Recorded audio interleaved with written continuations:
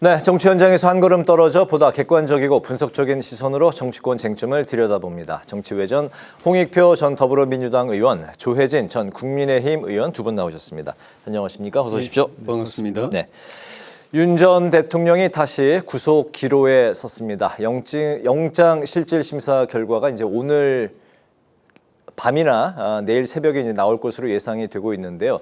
3대 특검 중에 내란 특검이 가장 먼저 승부수를 띄우는 모양새입니다. 지금 김건희 특검 또 순직해병 특검도 수사에 박차를 가하고 있는데요. 앞으로 이제 3대 특검 수사가 어떻게 전개가 될지 세 가지를 모두 좀 같이 말씀하시기는 쉽지 않을 것 같긴 한데 일단 그 홍익표 의원님 발언부터 좀 들어볼까요? 예. 일단은 내란 특검이 좀 치고 나가는 분위기는 분명한 것 같습니다. 이게 수사 방식 차이인데요. 조은석 특검의 스타일이 제일 그 우두머리부터 쳐서 그 다음 밑에 진술을 받아내는 스타일이라면 나머지 지금 내란 특검, 그 김건희 특검이나 최혜병, 그 해병대 장병 순직 사건 특검 같은 경우에는 아래에서부터 이렇게 올라가는 방식을 하다 보니까 속도감에서는 훨씬 더 내란 특검이 빠르게 진행되는 것 같고 특히 오늘과 내일 새벽 사이에 결정될 윤석열 전 대통령에 대한 그 구속 여부가 아마 이 사건에서 굉장히 분수령이 되지 않을까 싶습니다. 저는 법조계의 중론을 들어본 결과는 대체로 구속영장이 발부될 가능성이 상당히 높은 것으로 좀 전망되고 있고요.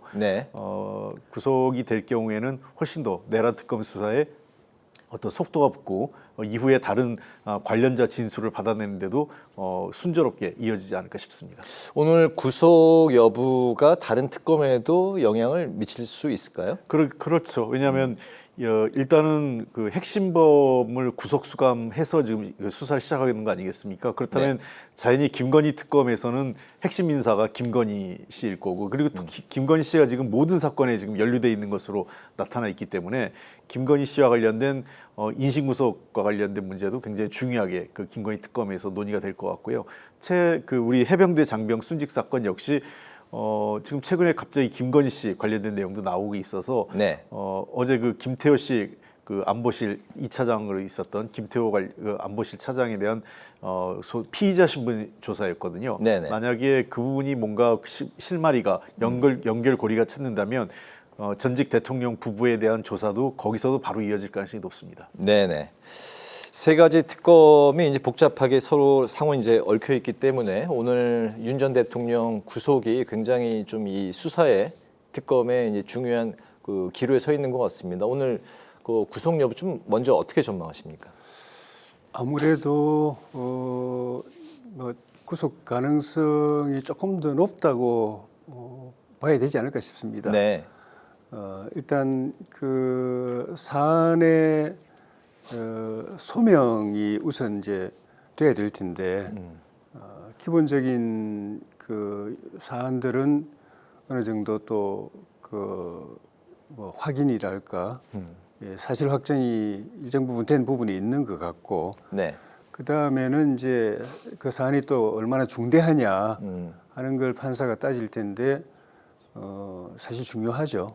중요한 부분이고 그럼에도 불구하고 그 도주나 증거인멸 우려가 없으면은 이제 판사도 또 이제 고심을 할 텐데 뭐 도주 우려는 뭐 저는 사실 그 좀 뭐 없다고 생각을 특검이 대통령 윤 전 대통령을 그 모욕한 그런 이제 결과가 됐다고 보여지는데 하지만 증거인멸 부분은 이제 그 좀 논란이 될 거예요. 특검 측에서는 예를 들면 그 김성훈 전 경호처 차장이나 강의구 부속실장의 진술이 번복할 가능성이 바뀌었는데 바뀌는 과정에서 대통령 측에 영향이 있었다라고 이제 주장을 하는 것 같고 대통령 측에서는 우리는 그런 영향을 미친 적이 없다라고 이야기하는 것 같은데 그걸 판사가 잘 이제 판단을 하겠죠. 또 뭐 영향을 안 준다고 하지만 영향을 주는 게 사실 또 여론입니다.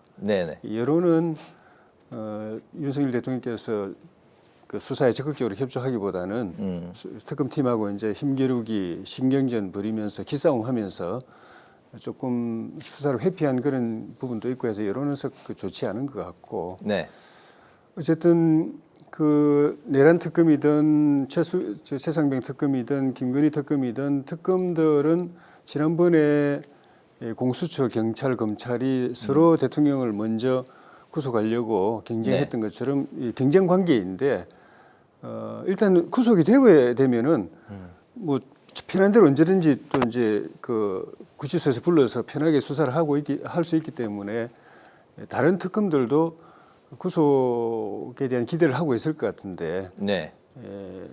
그 중에서 제일 윤석열 전 대통령이 직접 피해자, 사건의 당사자인 내란 특검에서 구속 가능성을 제일 높게 보고 먼저 청구를 한 것 같습니다. 네, 알겠습니다.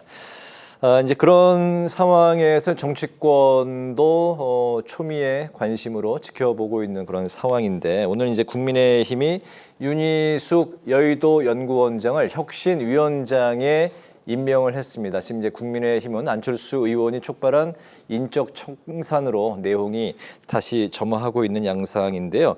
인적 청산이 과연 가능한 것인지 자기 정치를 하는 거냐 이런 내부 비판도 이제 나오고 있는데 과연 전당대회 다음 달에 있을 전당대회 구도에 또 어떻게 영향을 미칠 것인지 이 부분까지 좀 짚어보도록 하겠습니다. 네, 역시 홍익표 의원님부터 들어볼까요?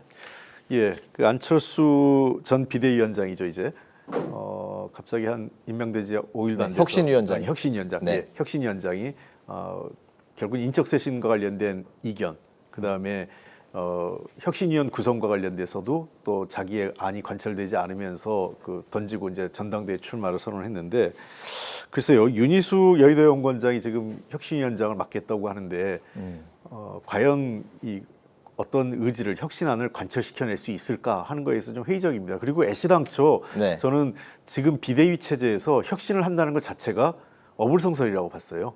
왜냐하면 관령 비대위이기 때문에 지금 전당대회를 빠른 시일 내에 전당대회를 원만하게 치르는 것이 제일 중요한 과제인데 이 한 2달 안팎의 기간 중에서 어떤 혁신안을 만들어서 그것을 이 어떤 당의 쇄신의 그걸로 삼는다는 것은 이 지금 비대위에서는 월권이라고 생각을 합니다. 관리형으로 가는 게 맞는. 예, 관리형이 애초부터 욕심을 내지 말아야 될 사안이었던 거죠. 네. 굳이 한다면 대선 100서 정도를 쓰는 건 모르겠어요. 그런 정도가 하는 게 맞았다고 보고 결국은 새로운 선출된 그러니까 당원들과 일반 국민들의 참여를 통해서 선출된 당 대표가 정통성을 가진 당 대표가 강한 힘을 갖고 개혁을 그다음에 국민의힘을 혁신해 나가야 된다고 생각을 합니다. 근데 네. 인적 혁신과 관련돼서는 역시 저는 제가 여러 차례 정당의 혁신이 봤는데요. 혁신이가 보통 성공한 사례가 별로 없습니다. 그러나 성공하기 위해서는 그나마 국민적 관심을 가지려면 가장 책임이 크고 기존의 기득권이라고 하는 사람들에 대해서 인적 쇄신의 칼을 들이대서 정리해내지 못한다면 네. 나머지 혁신을 추진해 나갈 수 있는 동력이 상실됩니다. 네네. 이번 혁신위는 현재 비대위와 좀 임기가 같이 가는 건가요? 일단은 그렇게 알고 있습니다. 네. 그럼 역할이 안철수 위원장 임명했을 때 네. 8월 말까지라고 들었기 때문에 네. 그러면 전당대회하고 거의 겹치죠. 그럼 전당대회 전까지 어떤 혁신, 소위 이제 혁신의 핵심이라고들 하는 인적 쇄신, 청산 이게 가능할까요? 그거는 윤희숙 위원장의 정치력에 달린 문제이긴 한데 네. 쉽진 않아 보입니다. 요 직전까지만 하더라도 안철수 위원장이 혁신의 핵심인 인적 청산 요구했을 때 송원석 비대위원장이 거절한 걸로 돼 있는데 예. 뭐 며칠 사이에 받아들이는 걸로 이렇게 바뀌었을 가능성은 별로 없어 보이고 그렇다고 윤희숙 혁신위원장이 그런 핵심인 인적 청산은 거의 포기하고 그냥 제도적인 혁신만 하겠다고 물러섰을 가능성도 저는 적어 보여요. 네. 그래 되면은 뭐 사실 혁신이라고 평가받기가 어렵기 때문에 의미 없는 혁신위원장을 맡았다고 볼 수 있는 건데 그럴 네. 분은 또 아니거든요. 그래서 이제 가장 바람직한 거는 인적 쇄신에 대해서 윤희숙 위원장이 당 지도부를 설득하고 또 또 의원총회에 나가가지고 또 동료 의원들을 설득하고 또 당원들을 설득해서 거기에 동의를 만들어내는 것. 네. 그러면 그 이제 실행이 되거든요. 거기에 어떤 그 설득력이나 리더십, 정치력을 발휘해 주기를 기대하는데 그것도 그렇게 만만한 일은 아니죠. 저항하는 그 힘은 훨씬 더 크기 때문에. 네. 그래서 마지막으로 어떤 기대가 있다면은 전당대회에서 인적 쇄신을 핵심으로 놓은 이 혁신안에 대한 이 그 경쟁. 각 후보마다 그걸 공통적으로 공약을 내걸고 네. 그 공약을 내건 누가 되든 간에 당원들이 압도적으로 지지해서 당선시킴으로 해서 그 공약을 동의해주는 그렇게 했을 때 그 당원들의 힘 그렇다면 그 과정에서 현역 의원들이나 원외위원장들도 그걸 대세로 받아들이게 될 것이니까 예. 그럼 그렇게 선출된 당 지도부하고 혁신위하고 힘을 합쳐가지고 관철해내는 것 그게 어떻게 보면 마지막 그 희망이고 그러려면은 혁신 의지를 가진 분들이 다 당대표 선거에 나와야 되고 나와서 인적 쇄신을 그 핵심 포인트로 한 혁신안을 공약해야 되고 그 당원들로부터 평가받아서 신임받아서 지도부가 구성이 돼야 되고 네. 그게 이제 전제 조건이고 그게 안 된다면은 뭐 새 지도부 나온다고 해도 혁신안에 힘을 받기는 좀 어렵죠. 네, 알겠습니다. 전임 혁신위원장은 전당대회 당대표에 출사표를 던진 상황에서 현 혁신위원장이 가는 방향은 어떻게 또 흘러갈지 지켜보기로 하겠습니다. 국민의힘은 다음 주에부터 이제 본격적으로 시작하는 인사청문회를 단단히 이제 벼르고 있는데요. 이 인사청문회를 이제 어떻게 통과하느냐, 여당의 부담도 그만큼 커져 있는 상황인데 앞으로 이제 그 인사청문회 민주당이 거대 여당의 책임감을 보여줄지 또 국민의힘이 인사청문회를 어떻게 반등의 기회로 삼을 수가 있을지 현재 인사청문회가 이제 줄줄이 예고가 돼 있는데 교육부 장관 후보자를 비롯해서 벌써부터 여러 가지 좀 논란이 있는 그런 후보들이 등장을 하고 있는 상황입니다. 이 인사청문회 전체로 좀 어떤 분위기로 흘러갈까요?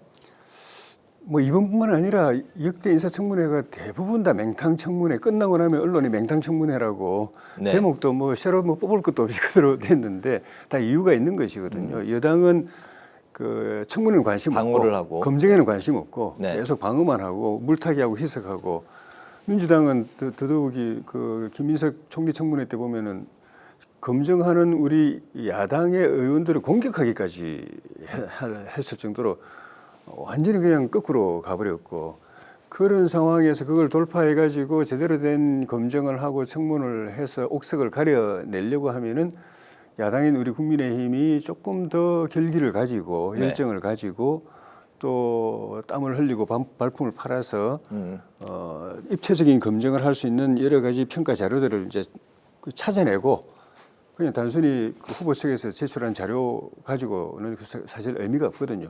네. 뭐 불리한 자료는 안 보내니까. 그럼 발품을 팔아야 돼요. 그 주변에 있는 분들 만나보고 또 여러 현장들도 또 찾아가 보고.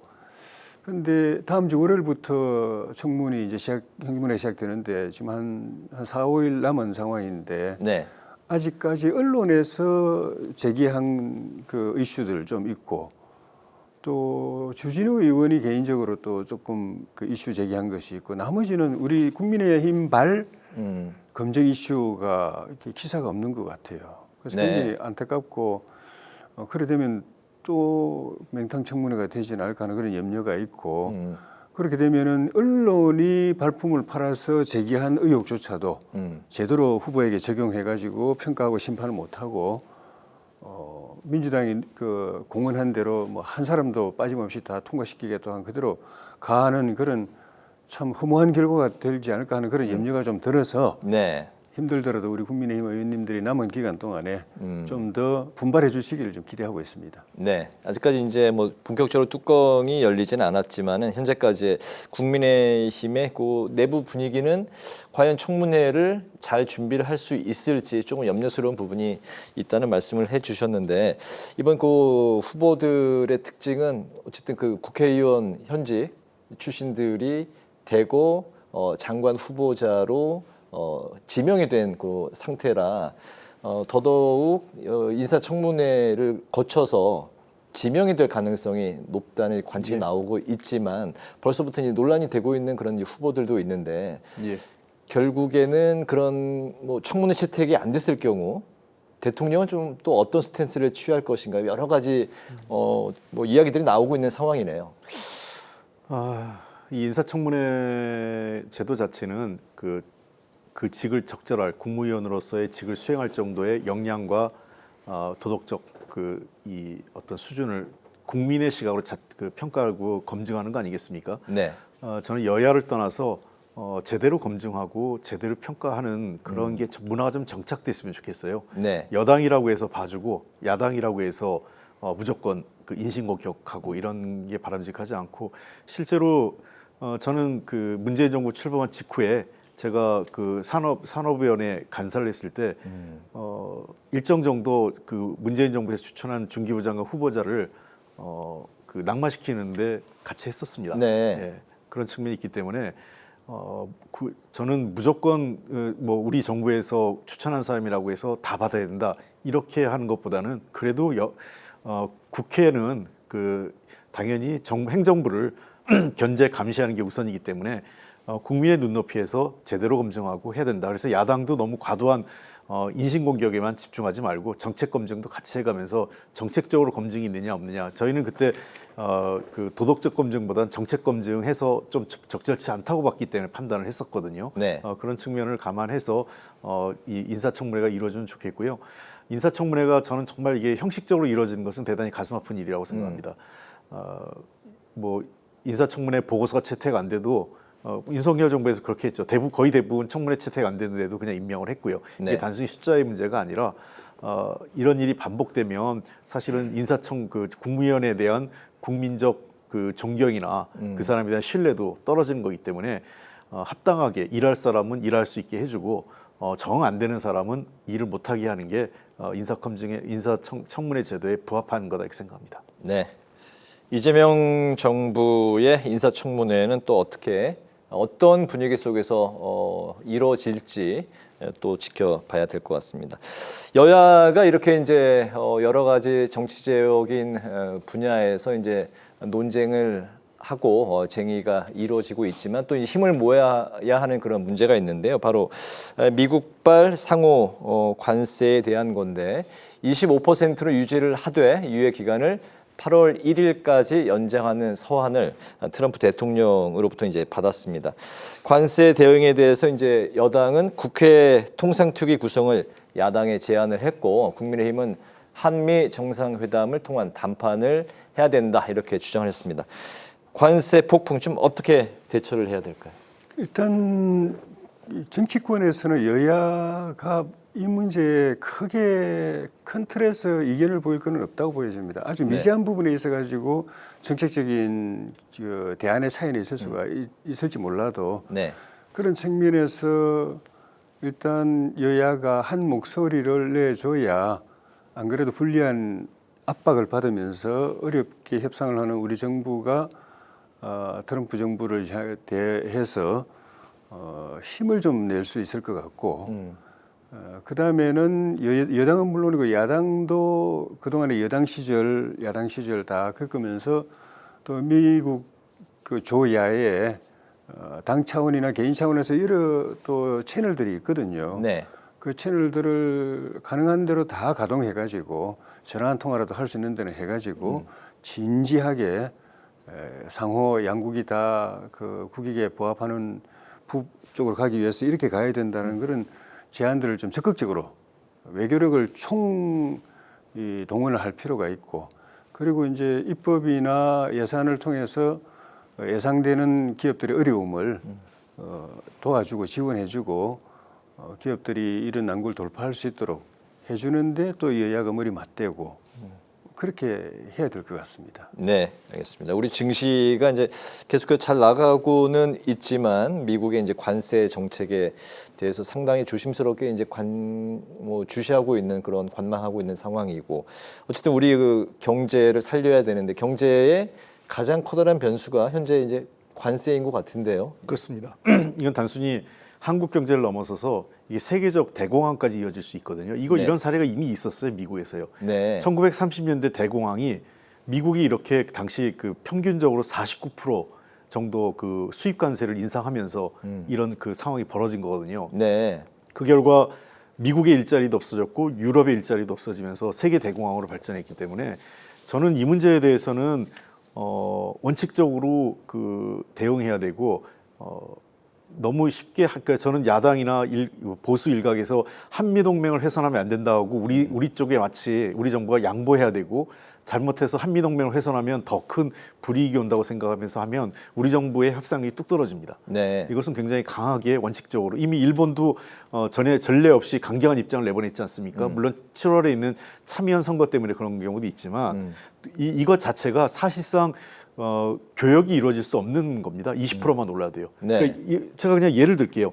수입물자 가격이 20% 오른다는 거는 그 10,000원에 팔던 게 12,500원이 된다는 거예요. 10만 원에 판다는 거는 12만 5천 원이 되는 거고. 네. 자, 그러면 미국이 얼만큼 수입 물자가 많은지 모르겠지만 최소한 이 경우에 평균적으로 이 정도 관세가 오르면 그 미국의 인플레이션이 거의 10% 가까이 올라갈 겁니다.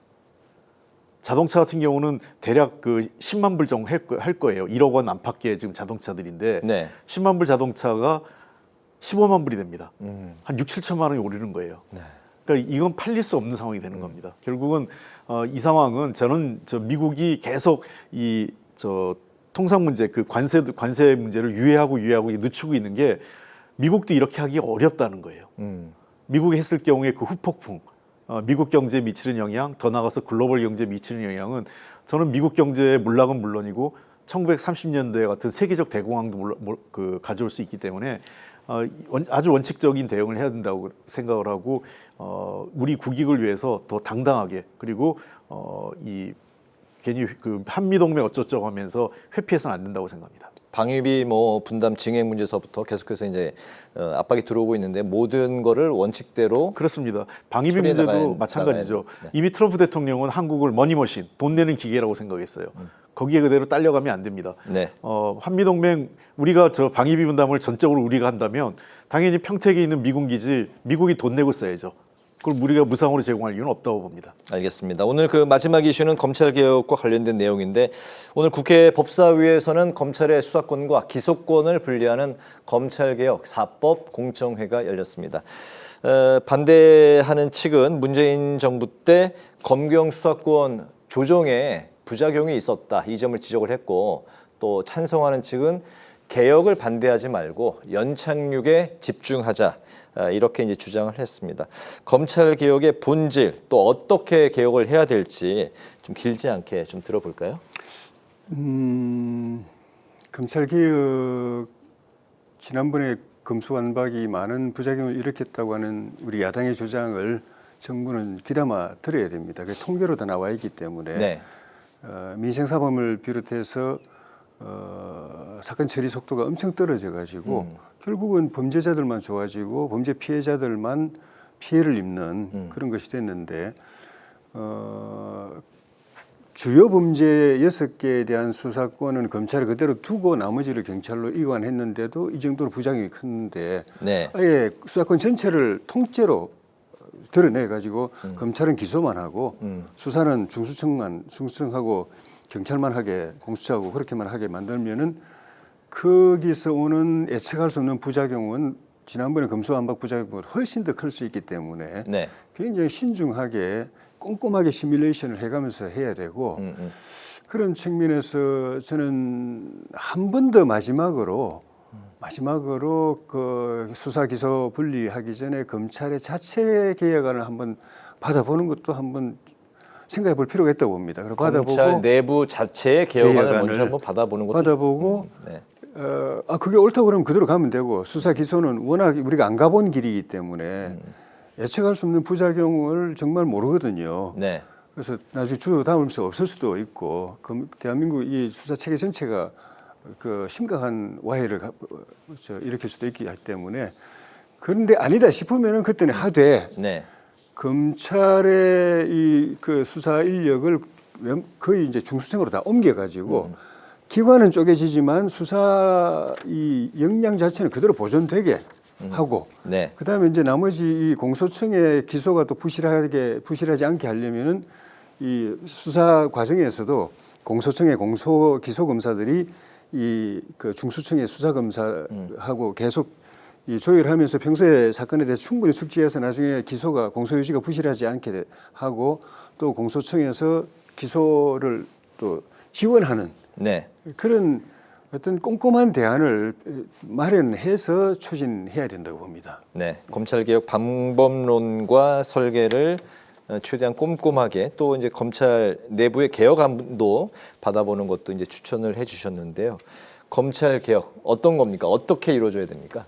네, 검경 수사권 분리 그리고 그 검찰청의 그 폐지와 이제 공소청 또는 중수청의 신설 이렇게 가는 것은 변함없는 원칙이라고 생각을 합니다. 이제 그렇게 네. 가는 거고요. 저는 한 세 가지만 지적하겠습니다. 우선 이렇게 된 원인에는 지난번 검경 수사권 분리가 이루어졌을 때, 조정이 이루어졌을 때 당시 윤석열 대통령과 또 법무부 장관이었던 한동훈 장관이 이것의 법적 입법 취지를 전적으로 정면으로 거슬렀어요.